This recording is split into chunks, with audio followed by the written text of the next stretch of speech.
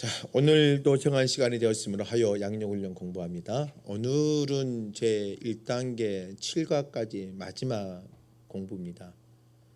혹시 염두에서 7과까지 공부해 오면서 아직 제출되지 않는 부분이 있다면 전도사님에게 말씀하셔서 그 부분들을 채워서 내어주시면 한 분도 빠짐없이 잘 참석하신 분들에 의해서 수료를 진행하도록 하겠습니다. 자, 오늘 제7과 믿음 생활의 승리를 위한 신앙 훈련 가운데 오늘 두 번째 마지막 시간입니다. 기도하고 시작하겠습니다. 하나님 감사합니다. 오늘 또 귀한 말씀 나눕니다. 이 시간을 기억하고 참여하는 귀한 믿음의 백성들 피곤치 않게 하시고 감사한 마음으로 감당할 수 있도록 함께하여 주옵소서. 예수님의 이름으로 기도드립니다. 아멘. 제7과 믿음 생활의 승리를 위해서 어떤 신앙들을 감당해야 될 것인가, 실제적인 이제 오늘 공부를 할 겁니다. 네 번째 부분이죠. 경건한 신앙생활을 위하여 노력하는 것. 자, 실제적인 신앙의 삶을 갖기 위해서는 오늘 저와 여러분들의 삶에 뭐가 있어야 되느냐면은 경건한 신앙생활의 삶이 존재해야 됩니다. 교회만 와서 예배를 드리고 돌아가는 그 삶에서 또 조금 더 나아가 한 발자국 더 나아가야 된다는 거죠. 삶이 있어야 된다는 겁니다. 경건의 삶. 그러면 우리 경건의 삶이 무엇인지를 알아야 될 거 아닙니까? 경건의 신앙생활을 하기 위해서 우리가 노력해야 될 것들이 몇 가지가 있습니다. 먼저 이사야서 58장 13절과 14절 말씀인데요. 조금 약간 편집된 내용들입니다. 이 내용은요. 주의를 온전히 지키는 삶이 필요한 겁니다. 우리 경건한 신앙생활을 위해서 노력해야 할 것은 뭐냐면 주일이죠. 우리 신앙생활의 주일은 매우 중요합니다. 한 주의 첫날이기도 하고 이 주일은요. 구원받는 사람들에게 하나님의 은혜를 회복할 수 있는 기회뿐만 아니라 어떤 창조의 원리가 무너졌지만 다시 예수님의 십자가로 말미암아 다시 회복되어지고 또 구원의 은혜로 말미암아 하나님의 다시 귀한 구원의 반열과 하나님의 백성이 되어졌던 어떤 증거적인 삶이 어디냐면 주일입니다. 그래서 이 주일을 지키는 신앙이 우리의 삶에서는 매우 중요하다는 거죠.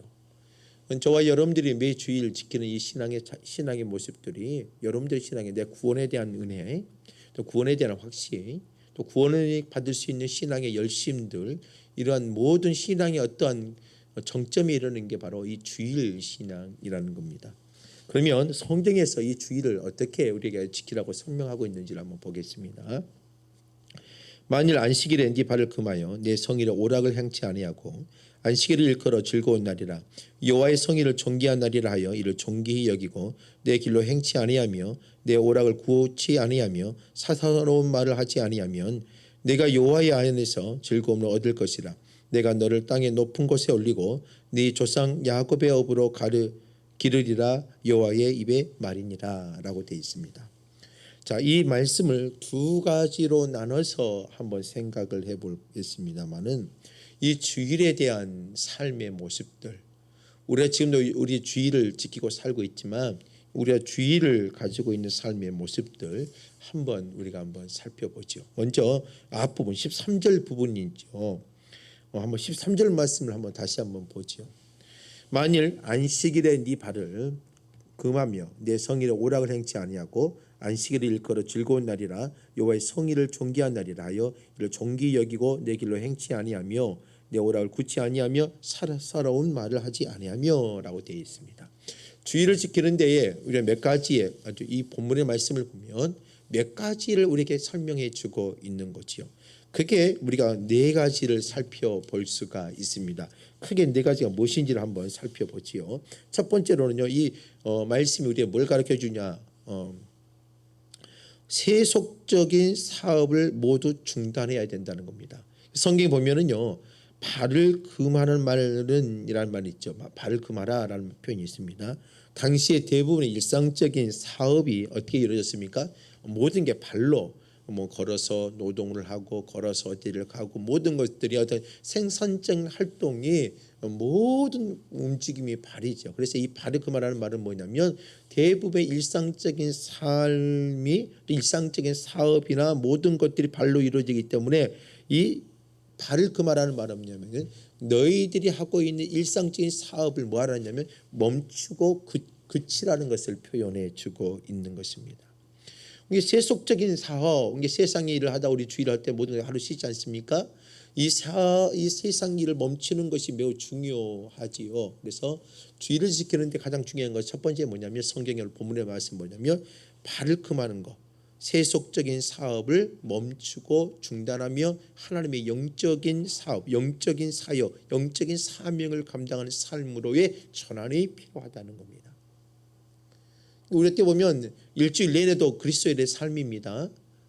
열심히 분주하게 일을 하고 최선을 다하고 살아가는 것도 하나님의 일이에요.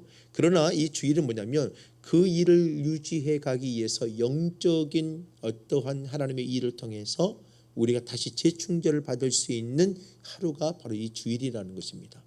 일주일 동안 우리 세상적인 것에 살아가지만 세상적인 삶 속에서도 그리스도인들은 뭐예요? 그리스도인다운 삶을 살아야 돼요. 근데 그 힘의 근원이 어디서 나오냐? 바로 예수님의 십자가의 부활의 은혜를 찬미하고 있는 그 주일을 지킴을 통해서 예배와 말씀과 신앙의 교제를 통해 재충전을 받고 나아가는 것이죠. 두 번째로는요, 이 본문이 우리에게 뭘 가르쳐 주느냐면 육신의 즐거움을 쫓는 오락 행위를 중단해야 된다는 겁니다. 이게 우리가 무조건 멈추는 게 아니라 육신, 나 개인의 즐거움을 위해서 쫓는 어떤 오락 행위를 멈추라는 거지요. 일시적인 즐거움을 추구하는 자는요, 영적으로 내가 누릴 수 있는 일시적인 쾌락을 추구해 버리면 영적으로 죽는 것 같아요. 성경에 뭐라고 되어 있어요? 디모데전서 5장 6절 보면 향락을 좋아하는 자는 살아 있으나 죽었다라고 표현하고 있지요. 향락을 좋아하지만 그 사람은 살아있는 것처럼 보이지만 결국은 죽은 자와 같다는 표현을 쓰고 있습니다. 그래서 오늘 저와 여러분들이 이 주일을 열심히 경건의 삶을 하기 위해서는 뭐냐면 내가 육신의 즐거움을 쫓는 일을 멈추는 어떠한 모습이 있고 영적인 교제와 영적인 삶과 영적 하나님을 경외하고 찬양하는 모습들이 살아 움직여야 된다는 거죠. 세 번째로는 뭐가 있습니까? 안식일을 존귀하게. 자, 이 주일이요 어떤 날인지를 알아야 돼요. 하나님의 귀한 날인 것을 인정하며 이 주일을 아주 중요하게 여기셔야 된다는 거지요. 다른 말로 표현하면요, 우리는 존귀하신 하나님께서 안식일을 제정하셨으므로 돼 있죠. 하나님께서 안식일을 제정하셨습니다. 그렇죠? 하나님께서 안식일을 제정하셨으므로 이 날을 어떻게 여겨야 돼요? 존귀하게 여기셔야 되는 겁니다. 이 날의 주인 누구라는 거예요? 우리가 아니에요. 하나님께서 제정하시고 하나님께서 이 날을 통해서 우리에게 복된 날로 세워주시고 인도해 주신 거예요.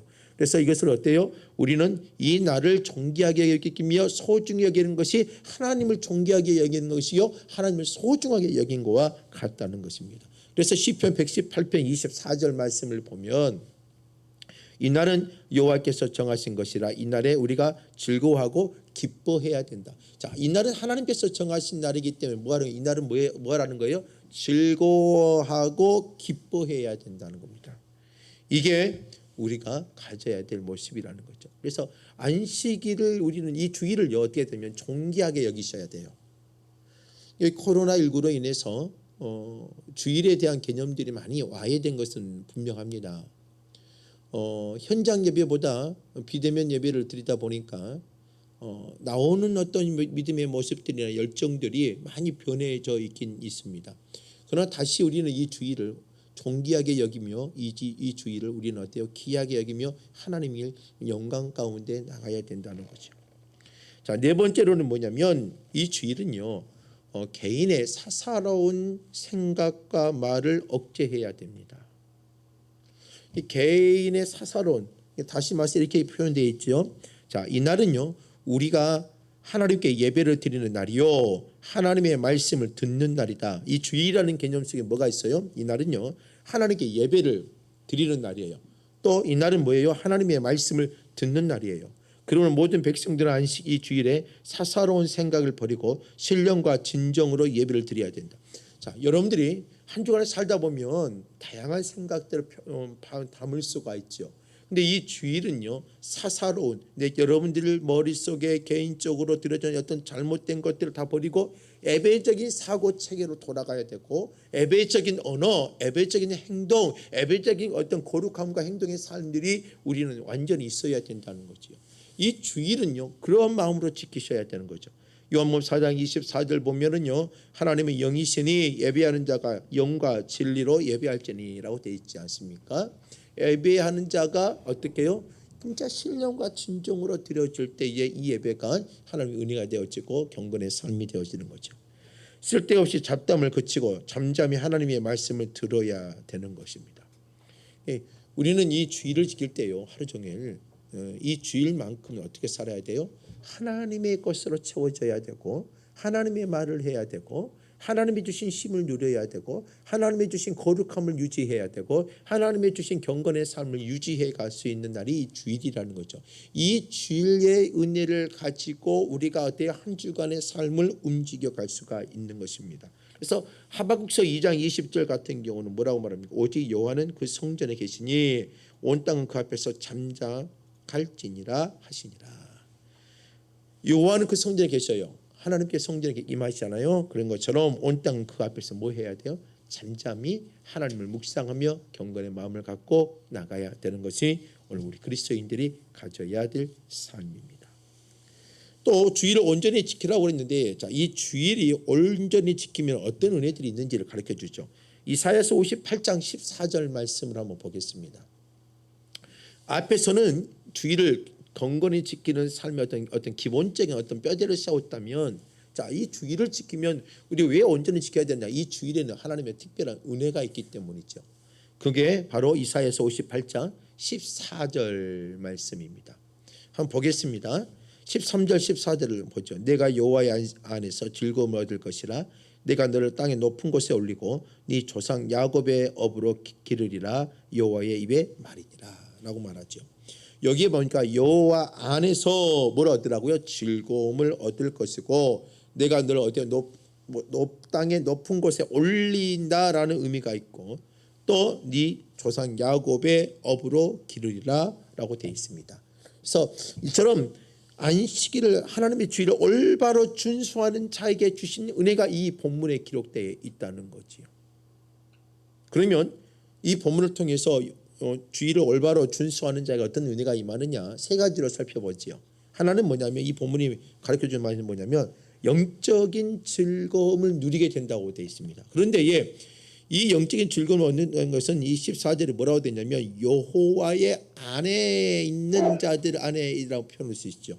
그래서 이 주일은요 우리들만의 즐거움이 아니라 어디 안에서만 누려야 되는 거예요? 여호와의 안에 있는 자들, 주님과 연합된 자들, 주님과 함께하는 자들, 이들에게 누려진 은혜가 뭐냐면 영적인 즐거움을 누리는 것입니다. 그래서 시편 118편 24절에요. 이날은 여호와께서 정하신 것이잖아요. 이 주일은요.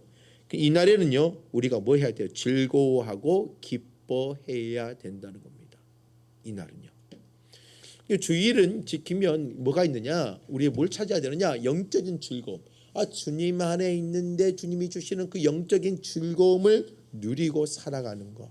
이게 바로 이 주일을 지키는 자들에게 주시는 하나님의 특별한 은혜라는 거죠. 또 두 번째로는 뭐냐면은요. 영광스러운 삶으로의 변화가 된다는 겁니다. 영광스러운 삶으로 살게 되어져요. 주일 안에 있으면 우리의 하나님의 사람들이 지쳐있는 자들이 다시 회복되어지고 다시 하나님께 무너졌던 자들이 회복시켜 주시며 이 주일은 뭐냐면 회복의 은혜 그리고 하나님의 자녀로서의 서 있어야 될 그 자리로 우리를 어때요? 이끌어 주시는 게 바로 이 주일의 은혜라는 거죠. 그래서 이렇게 말하죠. 본문의 말씀에 보니까 이렇게 표현하고 있죠. 땅의 높은 곳이라는 말이 표현되어 있을 겁니다. 아마 성경 이사야서 58장 14절 보시니까는요 내가 너를 땅의 높은 곳에 올리고 라는 말이 있거든요. 그래서 이 땅의 높은 곳은 뭐냐면 다시 자신들의 있는 팔레스타인 이스라엘 땅으로 옮겨주겠다는 말이죠. 이 말은 뭐냐면 이스라엘 땅은 다른 땅보다 되게 좀 높아요. 이 높은 땅이에요. 그래서 어떤 학자들은요 이스라엘 백성들이 바벨론 포로에서 다시 하나님 높은 땅으로 오는 건 이스라엘의 고토인 자신의 땅으로 돌아온다는 어떤 회복의 의미를 갖고 있는 거죠. 그래서 이 주일을 지키고 안식일을 지키는 자에게 하나님이 은혜 주신 게 뭐냐면 누리게 될 일은 뭐냐면 하나님의 영광, 회복시킬 수 있는 하나님의 승리의 영광의 손길, 회복의 자리로 돌이켜주는 하나님의 인도하심의 그 영광의 손길, 이러한 은혜를 누리기 때문에 우리는 그 자리에서 뭘 누린가? 하나님의 영광스러운 삶을 누리게 한다는 거죠. 또 세 번째로는요, 이 주일 안식일을 지키면 어떤 은혜가 있느냐면 야곱이 받은 축복을 받게 누리게 되어진다는 겁니다. 창세기 28장 13절에서 15절 말씀을 보면 야곱이 받았던 축복의 은혜가 우리에게 임한다는 거예요. 그게 뭐예요? 13절 말씀해 보니까 여호와께서 그의 서서 이르시되 나는 여호와 너의 조부 아브라함의 하나님이요 이삭의 하나님이요 네가 누워있는 땅을 내가 너 네 자손에게 주리라 라고 말하죠. 하나님께서 이 땅을 모두 다 주신다는 거예요. 그리고 네 자손의 땅의 티끌같이 되어서 네가 서쪽과 동쪽과 북쪽과 남쪽을 펴져나갈지어다. 땅의 모든 족속이 너와 네 자손으로 말미암아 복을 받으리라. 모든 게 어때요? 번성이 확장해 간다는 것을 말하는 거지요. 15절이요. 내가 너와 함께 있어 내가 어디로 가든지 너를 지키며 너를 이끌어 이 땅으로 돌아오게 하리라. 하나님의 인도가 담아 있습니다. 자, 야곱이 받은 축복은요 뭐예요? 여기서 말하는 것은요 우선 후손의 번성함을 말하는 것고 또 후손이 받을 수 있는 하나님의 귀한 복을 말하고 그리고 그들이 하나님의 인도하심을 받아낸다는 것이죠. 이게 이 주일을 지키고 안식일을 지키는 자들에 주시는 하나님의 야곱의 축복을 이어갈 수 있도록 하나님이 허락해 주신다는 겁니다. 그래서 여러분들이 이 주일을 지키면 우리의 특별한 뭐가 있어요? 은혜가 존재합니다. 그래서 우리의 경건의 삶을 지키기 위해서는 이 주일의 삶이 주일의 신앙이 매우 중요하다는 거죠. 이 코로나19를 겪고 있으면서 이 주일의 신앙이 많이 약화된 것은 분명하지요. 다 서로 느낄 겁니다.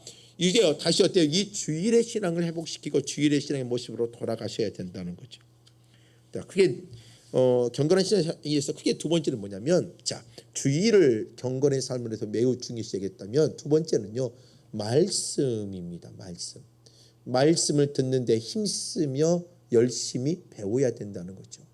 경건한 신앙생활을 위해서 노력해야 할 것은 뭐냐면 말씀을 듣는 데 훈련 그리고 말씀을 배우는 데 대한 최선을 다한 마음이 있어야 돼요. 그래서 로마서 10장 17절 너무나 잘 아는 말씀입니다. 그러므로 믿음은 들음에서 나고 들음은 그리스도의 말씀으로 말미암다라고 되어 있죠. 어떻게 보면 이 말씀은요. 믿음은 들음에서 나며 들음은 그리스도의 말씀으로 나온다고 하지 않습니까? 이것은 궁극적으로 뭘 말하냐면 말씀으로부터 믿음이 생산되어진 것을 말하고 있는 것이에요. 우리의 믿음이 내가 열심히 나오는 거 중요합니다. 열심히 출석도 해야 되며 그러나 믿음은 뭐예요? 하나님의 말씀으로부터 시작되어지는 거예요. 우리가 말씀으로 이렇게 믿음을 들으면서 나고 막 그렇게 하고 있잖아요. 믿음을 들으면서 나며 들으면 그리스도의 말씀으로 된 것처럼 우리 믿음의 궁극적으로 출발점과 궁극적으로 우리가 생산성 있게 발전할 수 있는 것은 어디예요? 말씀이에요. 하나님의 말씀을 듣는 거예요. 그래서 예배도 중요하고 여러분들 말씀 있는 것도 중요하고 말씀 배우는 것도 중요하고 말씀을 토대로 해서 서로 믿음의 교제 나누는 것도 중요해요. 우리의 삶 속에서 예배를 통해 하나님의 말씀을 들었어요. 그런데 하나님의 말씀을 들은 다음에 뭘 해야 돼요? 그 말씀을 함께 나눠야 되잖아요. 나누면서 교제 나눠야 되잖아요. 그러면서 신앙의 모습 때 유익함 데 있고 도전이 되어져야 되잖아요. 그래서 이 믿음이 성장하고 생산성 있게 변하려면 어디로부터? 말씀으로부터의 출발점이 확실히 이루어져야 돼요. 또 두 번째로는요. 이 본문은 우리가 뭘 가르쳐주고 있느냐? 많은 사람들이 믿음을 원하면서도 하나님의 말씀인 성경을 덮어놓는 것은 바로 이 사실을 모르고 있거나 경시하기 때문입니다. 분명히 말씀으로부터 신앙을 출발해야 되는데 하나님의 말씀인 성경을 우리가 알고 있으면서도 어떻게 보면 이것 더 가까이 못한다는 것은 뭐예요? 우리 신앙에 대한 부분들이 너무나 어디요? 하나님의 말씀을 경시하고 있는 것 같은 거죠. 그러나 믿음을 원한다면 뭘 펼쳐야 돼요? 성경을 펼쳐야 돼요. 하나님의 말씀을 듣는 자리에 가야 돼요. 그리고 마음의 문을 열고 성경을 통하여 들려지는 하나님의 음성을 기울여 들으셔야 된다는 거죠. 성경이라는 것이 얼마나 중요한지 아시죠? 우리는 보통 신앙의 성장이 우리 자칫 잘못하면 누가 이렇게 했기 때문에 이렇게 아니에요. 누가 이렇게 걸어가게 그것도 나의 신앙의 성장에 유익함이 되어주지만 사람을 보고 따라가다 보면 어때요? 무너질 수밖에 없어요. 그래서 오늘 저와 여러분들 그리스도인들의 신앙이 성장하기 위해서 필요한 게 뭐냐면 말씀을 보고 말씀을 듣고 말씀을 배우는 신앙의 훈련이 필요하다는 것입니다. 그래서 하나님의 말씀에 귀를 기울여야 되고요. 여러분들 주일날 설교를 들을 때도 말씀을 어때요? 하나님의 말씀인 것처럼 보면서 들으셔서 그 말씀이 여러분들의 인생에 유익함이 되게 하셔야 돼요. 세 번째로 이 본문이 우리가 뭘 또 말해주고 있느냐. 예수 그리스도께서 이 땅에 계실 때 가장 많이 반복하신 부분이 있다면 그것은 말씀에 귀를 기울여 들으라는 거죠. 그래서 말씀, 오늘 본문의 말씀, 그 성경 그 말씀도 분명히 말하지요. 로마서 10장 17절 믿음은 들음에서 나며 들음은 그리스도의 말씀으로 말미암은 것처럼 예수님도 끊임없이 반복적으로 하고 있는 말이 뭐냐면 말씀에 귀를 기울여 들어야 된다는 거. 말씀에 민감하게 반응해야 된다는 거. 말씀을 부딪혀야 된다는 거. 그래야 여러분들의 믿음이 어떻게 되는 거예요? 성장해가고 거룩한 삶을 갈 수 있고 성숙한 그리스도인이 될 수가 있는 거죠. 또 네 번째로 이렇게 또 생각할 수 있습니다. 그리스도의 말씀 듣기를 무한 자에게는 구원에 이르는 믿음이 있을래야 있을 수가 없다는 거죠. 그리스도의 말씀 듣기를 거부하는 자 있죠. 하나님의 말씀을 거부하는 자. 여러분들 신앙은요 하나님의 말씀을 들어야 되거든요. 근데 그 말씀을 거부하는 자에게는 뭐냐면 구원의 은혜가 구원의 믿음이 나타날 수가 없는 것입니다. 자꾸 여러분들이 뭐예요? 하나님의 말씀을 듣고 하나님의 말씀 붙잡고 하나님의 말씀을 통해 돌아왔을 때 이런 믿음이 성장해가고 성숙되어져가며 나갈 수가 있는 거지요. 또 우리는 이 말씀에 대한 부분을 보면은요 디모데후서 3장 14절부터 17절 말씀을 너무나 잘 알죠. 하나님의 말씀에 대한 강조를 하다 보면 이 본문이 빠질 수가 없습니다. 뭐예요? 너는 배우고 확실한 일에 거하라. 내가 뒤에서 배운 것을 알며 네가 어려서부터 성경을 하다니 성경은 능히 너로 하여금 그리스도 예수 안에 있는 믿음으로 말미암아 구원에 이르는 지혜가 있느니라. 모든 성경 하나님의 감동으로 된 것으로 교훈과 책망과 바르게 함과 의로 교육하기에 유익하니 이는 하나님의 사람으로 온전케 하며 모든 선한 일을 행하기에 온전케 하려 함이니라 라면서 성경이 얼마나 중요한지를 보여주고 있죠.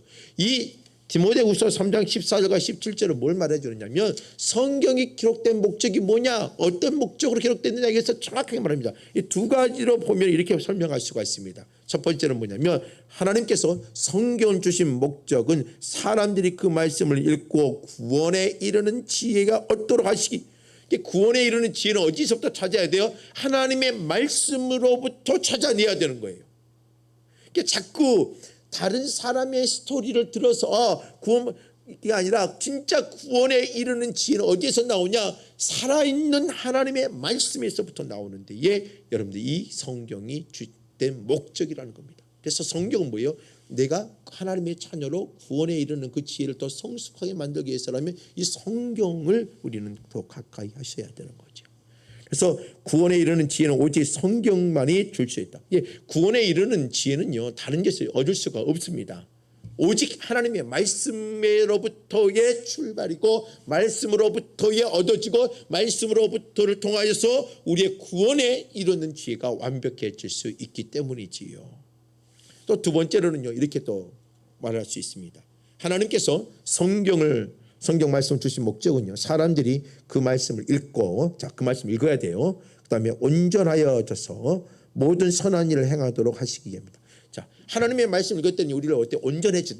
온전해져서 뭐한다? 하나님의 선한 일을 행하도록 하나님의 구원의 은혜, 하나님의 구원의 뜻, 하나님의 놀라운 사랑의 은혜, 하나님의 인격을 드러내며 하나님의 그 뜻을 완벽하게 이뤄내기 위해서 성경을 통해 우리를 이끌어 가신다는 거죠. 온전케 된다는 말 있죠. 온전케 된다는 말이 뭐냐? 주로 하나님과 연결되어 사용되는 말로서 모든 것이 제 이치에 있으며 완전한 것을. 모든 것이 있어야 될 이치, 그리스도인들이 서 있어야 될 이치, 그리스도인들이 가야 될 그 길, 그리스도인들이 서서 해야 될 말, 이러한 것들을 온이치 정상적으로 하게끔 만들어내는 게 온전케 하다는 겁니다. 이게 목사가 목사로서의 사역을 감당하고 목사의 본분을 가질 수 있게끔 하는 것이 온전케 되어지는 거예요. 성도들이 성도로서의 온전케 되어지는 건 성도가 해야 될 말, 성도의 삶, 성도가 가져야 될 위치, 성도가 세상 가운데 가정을 이끌어갈 때 해야 될 그 모든 사명과 어떤 비전들, 이것들을 정상적인 그 이치에 가게 하는 것이 뭐냐면 온전케 돼요. 근데 그 온전케 되어지는 게 뭘로 이루어지느냐? 하나님의 말씀으로 이루어진다는 거예요. 그래서 성경을 우리가 매우 중요하게 여겨야 되고 말씀을 듣고 말씀을 따라 움직이는 자들이 되셔야 되는 거예요. 그러면서 우리는요, 성경 말씀 있는 사람들은 이게 필요한 게 뭐냐면 세 번째 보면 이렇게 되어 있죠. 성경은 말씀 있는 사람들의 인격을 온전하게 구비시켜, 자, 말씀 있는 사람들의 인격을 뭐예요? 온전하게 정상적인 이치, 제이치하게끔 만들어내는 거죠. 그리고 하나님께서 기뻐하신 일을 할 수 있게, 하나님이 원하는 일을 하게끔 하는 거예요. 성경은요, 내가 원하는 것을 이루는 게 아니라, 내 욕망을 이루는 게 아니라, 내가 갖고 있는 어떤 욕망적인 마음을 막 키워가는 게 아니라 뭐예요? 하나님께서 원하고 기뻐하시는 일이 무엇인지를 알게끔 해주는 게 뭐냐? 성경이라는 겁니다. 성경. 그래서 성경을 떠난 지식이나 어떻게 보면 교양은요 사람의 인격을 참으로 변화시킬 수 없는, 성경을 떠나서 어떤 교양적인 것들을 아무리 가진다 할지라도 뭐예요? 사람을 바꿔낼 수 있느냐? 그렇지 못하는, 사람 멋있게 만들 수는 있어요. 그러나 그 사람을 완벽하게 새로운 피조물로 되게끔 만드냐? 할 수가 없는 거예요. 교양의 사람 만들 수 있을 거예요. 지식의 사람 만들 수 있어요. 우리는 교양과 지식 있는 사람을 만드는 게 아니라 뭐예요? 하나님의 구원의 은혜를 알고 영원한 생명을 소유하는 자의 모습을 갖게 만드는 것 아닙니까? 그래서 네 번째로요, 이렇게 말할 수 있어요. 성경만이 인간에게 구원과 선한 삶의 길을 제시해 줄 수 있다는 사실을 기억하여서 성도들은 성경 말씀을 더욱 가까이 하고 연구하는 가운데 하나님의 기뻐하시고 온전한 뜻을 분별하도록 해야 됩니다. 자, 성경만이 인간의 구원과, 성경이 뭐냐? 우리 인간의 삶의 어떤 가치의 진리의 아주 중요한 부분이에요. 선한 삶의 길을 제시합니다.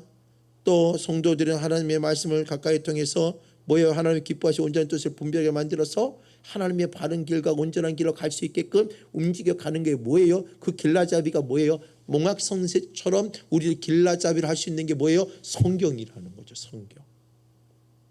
아이들이 공부하는데요, 학습을 하는데 뭐가 필요해요? 학교가 필요하고 선생님이 왜 필요합니까? 아이들 스스로 자율학습, 자가학습이 안 되고 뭐예요? 누군가가 가르쳐줘야 되고 선언적으로 먼저 경험한 사람들이 어때요? 길라잡이를 해줘서 그 길라잡이를 따라가면서 뭐예요? 점점 더 새로운 것들을 배우고 발전해가고 발달해가면서 뭐하는 거예요? 더욱더 더 나은 지식인들이 되어지고 훌륭한 인격체를 만들어내는 거죠. 그게 뭐예요? 교육이죠. 성경은 우리는 뭐 하는 겁니까? 하나님의 말씀을 듣고 하나님의 길라잡이가 되어져서 하나님께 가까이 갈 수 있게끔 하는 어때요? 역할을 하고 있는 게 바로 이 성경이라는 거죠. 그래서 하나님의 말씀을 들어야 되는 겁니다. 믿음은요, 이 하나님의 말씀을 들으면서부터 나오는 거지요. 자, 세 번째로는요, 우리가 경건한 신앙생활에 있어 중요한 부분이 뭐냐면, 이 부분은요 우리는요 놓쳐서는 안 되고 끊임없이 강조해야 될 부분이기도 하지만 또 이건 매우 우리 수없이 들었던 말이기도 해요. 우리가 경건한 신앙생활하기 위해서 세 번째 중요한 것은 뭐냐면, 자, 주의를 말했죠, 말씀 말했죠, 세 번째 뭐예요? 기도입니다. 기도. 이 기도는요 우리의 삶에서 절대 없어서는 안 될 삶이 기도의 삶이에요. 시간도 많은 시간을 드려야 되겠지만 그 기도에는 뭐예요? 진실된 마음이 표현되어 있고 하나님 향한 부르짖음이 필요한 거죠. 그래서 골로새서 2장 4장 2절 말씀은 뭐라고 말해요? 기도를 계속하고 기도에 감사함으로 깨어 있으라. 기도를 뭐하라 계속하고, 옛날에는 뭐라고 부르냐면 기도에 힘쓰라고 되어 있죠. 옛날 성경에는 기도에 힘쓰라라고 되어 있습니다. 그래서 뭐예요? 우리는 항상 뭐예요? 기도를 끊임없이 쉬지 않고 계속 하는 게 우리의 경건 신앙생활을 유지하는 방법이기도 하고, 또 이 기도를 하면서 뭐가 필요해요? 깨어 있어야 되는데 어떻게 해요? 하나님의 주실 것을 믿고 신뢰하고 하나님의 은혜를 감사하는 마음으로 끊임없이 깨어서 기도해야 된다는 거죠. 또 3절 골로새서 4장 3절 말씀을 보면, 또한 우리를 위하여 기도하되 하나님의 전도할 문을 우리에게 열어주사 그리스도의 비밀을 말하게 하시기를 구하라. 내가 이 일 때문에 자, 기도는 뭐냐면 우리가 지혜롭게 또 상을 판단할 수 있고 상황을 결단할 수 있고 상황을 보고 또 권면의 말을 할 수 있도록, 이 기도는요 우리의 모든 전인격을 포함해서 하나님의 사람으로서의 일을 감당할 수 있게끔 하는 게 뭐예요? 기도예요. 기도. 또 4절에 보면 골로새서 4장 4절 말씀을 보면, 그리하며 내가 마땅히 할 말로서 이 비밀을 나타내라. 기도하는 자가 뭐예요? 하나님의 꿈, 하나님의 비전, 하나님의 계획, 하나님의 인도, 하나님의 섭리, 이게들이 보게 되어지고 흔들리지 않고 그걸 통해 하나님의 귀한 일들을 감당하게끔 하는 거죠. 그래서 골로새서 4장 2절 기도를 계속하고 기도에 감사함으로 깨어있으라. 이 말을 통해서 우리는 기도의 자세를 다시 한번 생각해야 됩니다. 크게 우리는요 두 가지로 설명할 수가 있는데요. 2절을 통해서 뭘 설명할 수 있느냐. 첫 번째로 이걸 보면 기도는요 항상 힘써야 한다는 겁니다. 데살로니가서 5장 17절은 기도는 영혼의 호흡과 같음으로 중단돼서 안 된다.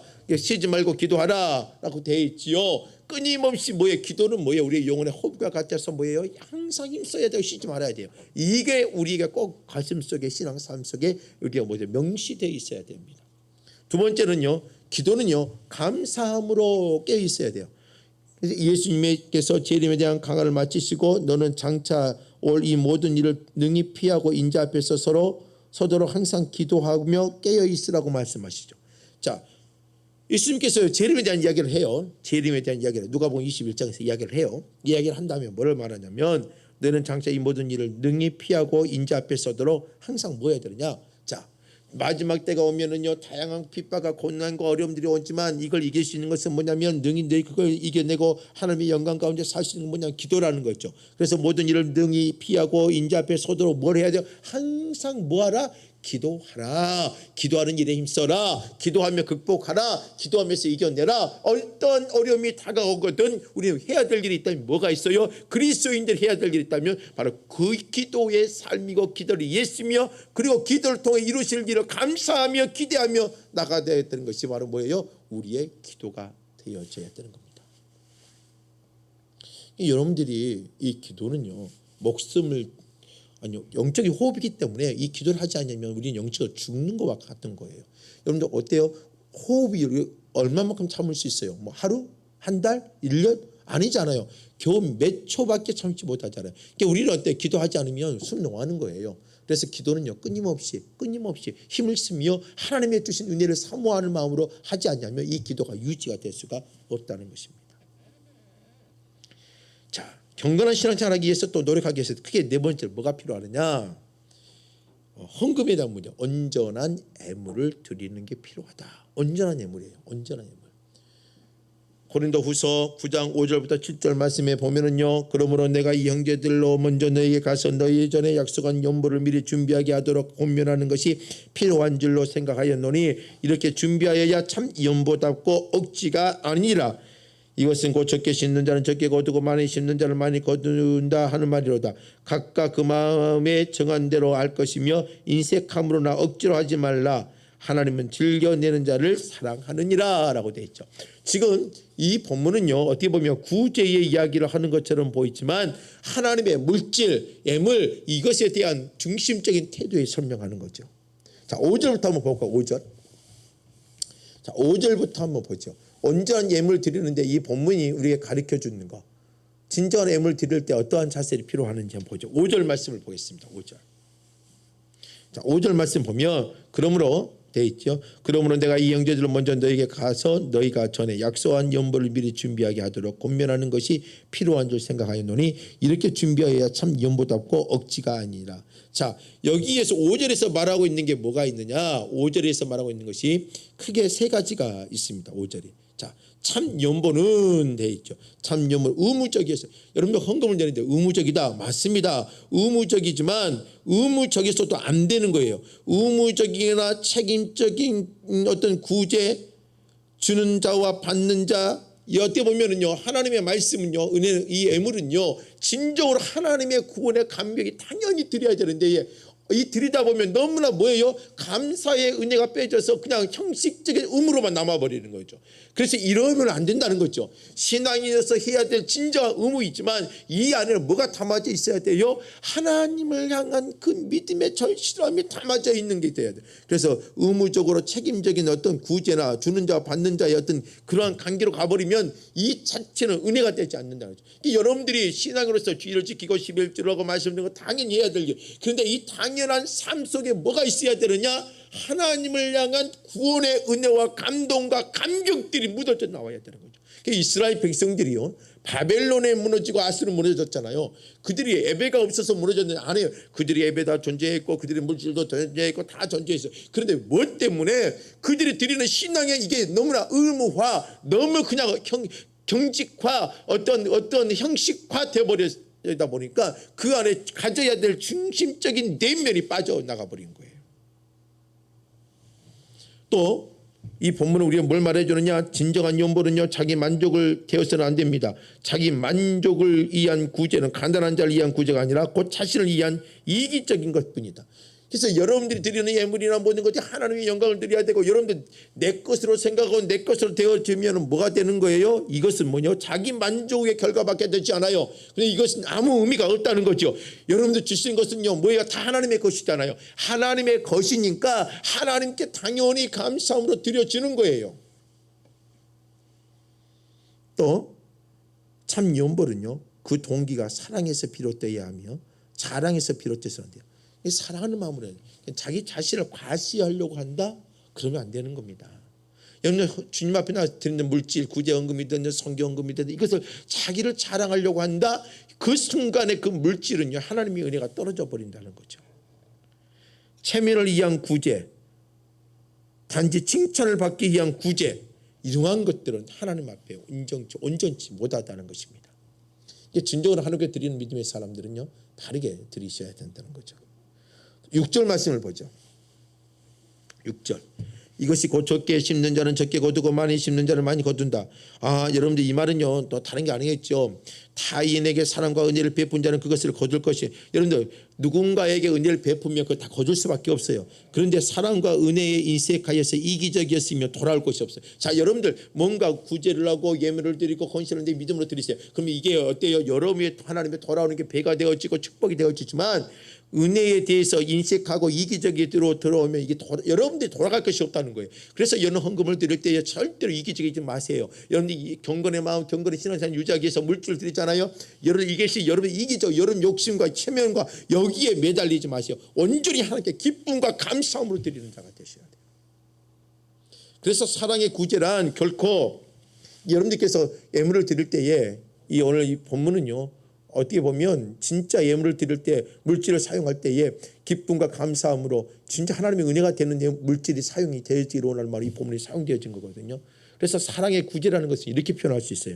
사랑의 구제는 결코 받을 것을 생각하고 베푸는 구제는 아니다. 받을 것을 생각한다? 이건 구제가 아니라는 거예요.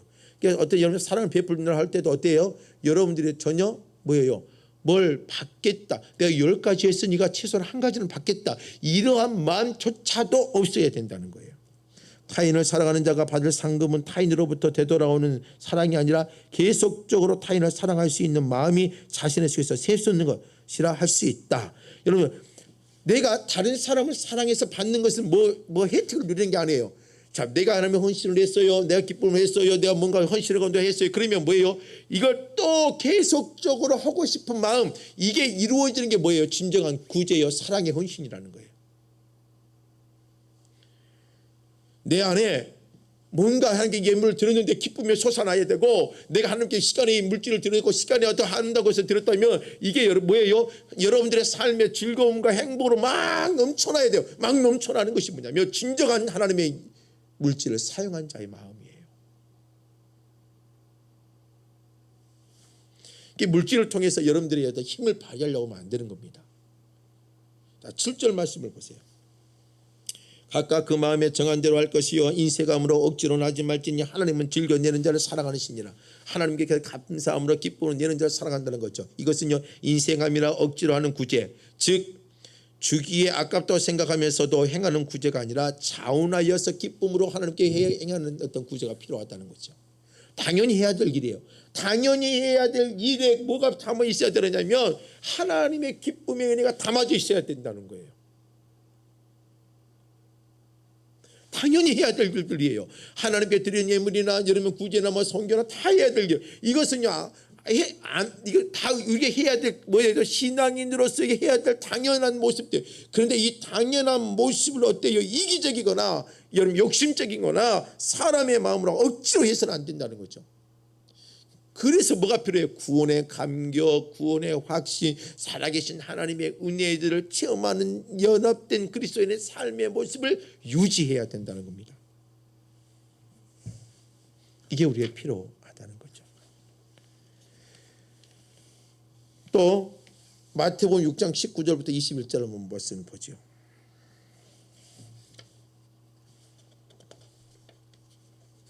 마태복음 6장 19절부터 21절 말씀. 자, 이 말씀은 너무나 잘 아는 말씀이기도 하지요. 너희를 위하여 보물을 땅에 쌓아두지 말라. 자, 너희를 위해서 우리는요 물질을 사용하는데, 온전한 물질을 사용하는 게 뭐냐면 나를 위해서 사용하는 것도 아니에요. 좀과 동독이 행하며 도적이 구멍을 뚫고 도적질하느냐. 오직 너희를 위하여 보물을 하늘에 쌓아두라. 거기는 좀이나 동독이 해하지 못하며 도적이 구멍을 뚫지도 못하고 도적질도 못하느니라. 네 보물이 있는 곳에 네 마음도 있느니라. 우리의 물질을 사용하는 것이 여러분들의 경건의 모습이 포함되어 있는 거예요. 자, 여러분들 물질이 사용이 어떻게 하느냐? 자, 하나님 주신 물질을요 여러분들 도박하는 데 사용하면 안 되는 겁니다. 여러분들 물질을요 여러분들 개인의 쾌락과 즐거움이 어떤 잘못된 것에 사용, 여러분 주신 물질을요 하나님께 온전히 하늘의 보화를 쌓아둘 수 있는 물질의 아름다운 사용이 돼야 돼요. 그래서 오늘 예수님께서 뭐라고 말하느냐? 너희를 위하여 보물을 땅에 쌓아두지 말라고 우리에게 가르치고 있는 거죠. 다시 말해 자신의 탐욕을 채우기 위해서 창고에 쌓아둘 경우는 뭐예요? 옷감이나 의복은 좀에게 갉아먹히고, 또 동전 같은 것은 동록 곧 구리의 산화작용을 행해서 푸른 독으로서 부식되어져서 필요 없는 것이 되어지고, 또 어떤 도둑들이 창고에 구멍을 뚫어서 도적질하는 것과 감안해 볼 때 결국 자신의 유익만을 위해 쌓아둔 재물들은 물거품처럼 사라져버리는 것이 이 물질이라는 거예요. 그래서 여러분들 주신 물질을 진짜 온전히 사용하시기 바랍니다. 여러분들이 이 물질이 온전히 사용되어질 때 더 아름답게, 더 날카롭게, 더 풍요롭게 만들 수가 있지. 이 물질이 온전하게 사용되지 않냐면 오늘 조미 먹고 동독행하며 도적질하며 모든 것들이 허무하게 사라져버릴 수 있는 거예요.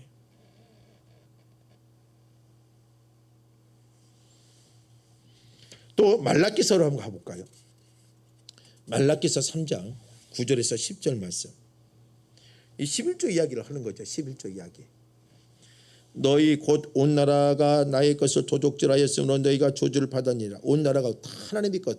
여러분들 우리가 갖고 있는 것이요 내 노력으로 됐다는 거 아니야. 하나님이 주신 거예요. 생명도 주시는 것이요 아무것도 없는 것이 왔지만 하나님께서 내 가정, 자녀, 친구 모든 걸 주셔서 내 삶을 살아갈 수 있도록 허락해 주신, 우리가 뭐예요? 하나님이 허락해 주신 범위 안에서 살아가는 거거든요.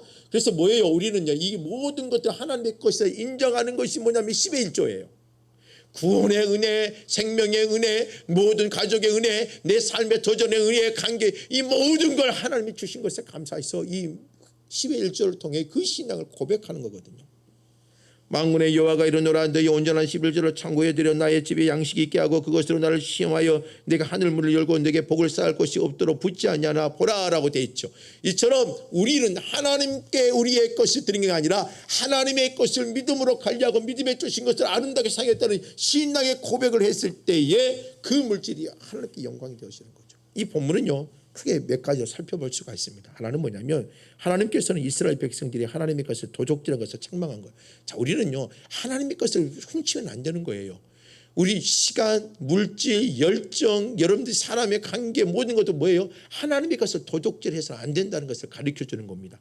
또한 하나님의 것이란 11조와 허물을 말하는데 도적질하였다는 말이 있죠. 도적질했다는 이게 뭐냐면 온전한 11조와 허물을 하나님께 드리지 않았다는 거예요. 자기가 자기의 것으로 써버렸다는 거예요. 하나님의 것으로 하나님의 영광을 사용해야 되는데 예, 그렇지 않았다는 것이 이 본문에서 말해주는 거고요.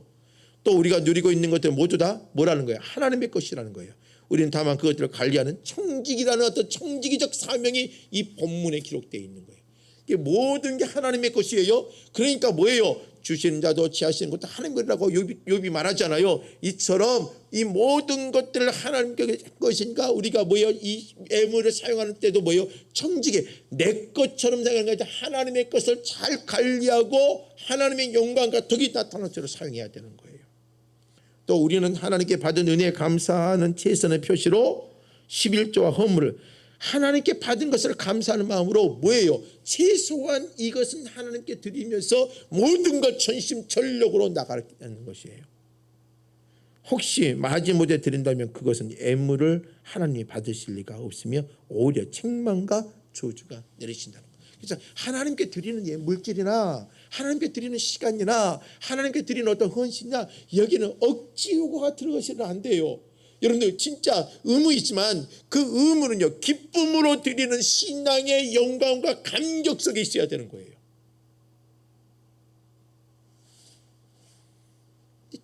그게 안 되니까 우리 무너지는 거죠. 또 하나님께서 온전한 11조 드리는 자에게 축복을 주시는 것을 이 본문이 약속해 주는 거죠. 한번 온전히 드려보세요. 그럼 하나님 문이 열리고 있다는 것을 축복을 누릴 수 있다는 거예요. 또 온전한 이 말은 주로 하나님과 결부된 말로서 부분을 의미하는 것이 아니라 전체를 의미합니다. 따라서 온전한 11조 드린다는 것은 자신의 소득의 10분의 1을 모두 드리는. 자, 온전히 드리는 것은 하나님이 주신 것 중에 10분의 1을 온전히 10의 1조로 드린다는 것은 뭐냐? 내 삶을 부분을 드린 게 아니라 내 삶의 전체를 드린 것과 같은 거예요. 그게 10의 1조는 뭐냐? 내 삶의 전체를 하나님께 맡긴다고 같은 거예요. 그게 귀한 물질이 뭐예요? 예물이 뭐냐면 이 10의 1조라는 거예요. 또 구약시대 21조는 이스라엘 백성의 부과되는 의무로서 충성과 순종의 표시였잖아요. 11조는 뭐예요? 하나님 구원받는 자녀로서 내가 당연히 해야 될 삶의 모습 살겠습니다. 하나님의 말씀을 대로 살겠다는 어떤 표시이기도 하며 이 11조는 그 아주 중요한 그 구원받는 하나님의 백성으로서의 어떤 표징이기도 하죠. 그런데 이 신약 시대에도 이것이 폐기되지 않았다는 것이죠. 끊임없이 이 11조의 은혜의 사상, 주권적인 사상은 이어져 가고 있다는 것입니다. 그래서 그리스도인들은 그 수입의 전부를 하나님께 전적으로 임하고 살아야 된다. 왜냐하면 우리가 가진 모든 것은 하나님의 것이기 때문이다. 예물은요, 물질은요, 내 것을 하나님께 드린다는 것 아니에요. 하나님이 주신 것을 온전히 믿음으로 잘 관리하겠다는 10의 1조를 표시를 통해서 하나님께 모든 것을 바치겠고 모든 것을 주님께서 주신 것이요 인정하는 내 신앙의 고백과 같은 것이라고 하는 거예요. 마지막으로요, 경건한 신앙생활에 있어서 뭐가 있냐면 헌신과 봉사지요. 이 헌신과 봉사가 매우 중요하죠. 58절 말씀을 보면 그러므로 내 사랑하는 형제들아 견실하여 흔들리지 말며 항상 주의 일에 더욱 힘쓰는 자들이 되라. 이는 너희 수고가 주 안에서 헛된 줄 압니다. 이 말은요 고린도전서 15장의 이야기 있지 않습니까? 15장에서 바울은 죽은 자의 부활에 대해서 여러 가지로 증거하면서 그것이 부활은요 우리에게 삶에 중요하고 꼭 참된 사실임을 설명하고 있습니다. 그런데 고린도 교인들은 거짓 교사들의 미혹에 빠지면서 경고하며 흔들리지 말며 항상 주의 일에 힘쓰는 자들이 되라는 공고를 이제 듣게 되죠. 왜요? 잘못된 길로 빠지니까요. 거짓 교사와 미혹 관념이 생기니까요. 부활은 확실한 증거다. 그러니까 너희들 어때요? 이 부활의 증거를 가지고 흔들리지 말고 힘쓰며 최선을 다해 감당하라는 거죠. 그래서 오늘 이 본문의 말씀을 보면요 어떻게 되어 있냐면 한번 보실래요? 58절이요. 내 사랑하는 형제들아 견실하며 흔들리지 말고 항상 주의 일에 더욱 힘쓰는 자들이 되라. 너희 수고가, 자 하나님의 일이라는 표현을 했어요. 근데 이 일 뒤에 뭐가 필요했어요? 너희 수고가라고 따라줘 옵니다. 그래서 이 하나님의 일 뒤에 수고라는 말은 무슨 말이냐면 이 수고는 어떤 수고예요? 내가 허탄한 것들을 떨쳐버리고 주의 일을 하는데 여러 가지 고난과 예심이 따라야 된다. 하나님의 일이라는 것에는 뭐가 따라야 되느냐? 내 수고, 내가 버릴 것은 버리고 지킬 것은 지키고 그리고 그러한 어떤 고난을 받고 예수며 나가는 삶의 모습의 수고가 있어야 이게 경건의 삶이라는 거예요. 그냥 교회에 나와서 예배드리는 그게 아니란 말이에요. 교회에서 예배드리고 앉아있는 것 자체를 말하는 게 아니라 예배를 드리면서 하나님의 주의 일을 동참하는 것은 뭘로 봐야 되느냐? 수고가 따라야 되는데 뭐냐면 내 모습 속에 하나님이 원하는 일이 있네? 버려야 돼요. 또 예의를 써야 돼요. 가정을 지키고 남편으로 아내로서 그런 교회를 섬기고 세상의 빛과 소금의 그걸 감당해서 뭐예요? 예의를 쓰며 고난을 당하며 십자가의 길을 걸어가는 그러한 노력들과 봉사 헌신들이 있어야 되는 거예요. 이게 바로 우리 그리스도인들이 가져야 될 모습입니다. 이러한 삶이 우리의 경건의 삶을 유지할 수가 있는 겁니다. 자, 여기까지 우리가 7가 모든 공부를 마무리했습니다. 수고하셨고요. 저는 여러분들이 이 7가를 공부하면서 신앙의 기본적인 모습들을 조금씩 다시 한번 각인시키며 기억했으면 좋겠습니다. 이런 공부를 통해서 끝나는 게 아니라 한 달 쉬었다가 다시 저희 2단계 이것보다 조금 더 다른 단계의 모습을 공부를 배우면서 신앙을 또 정립해 갈 수 있는 그런 시간이 또 준비를 하며 나갈 겁니다.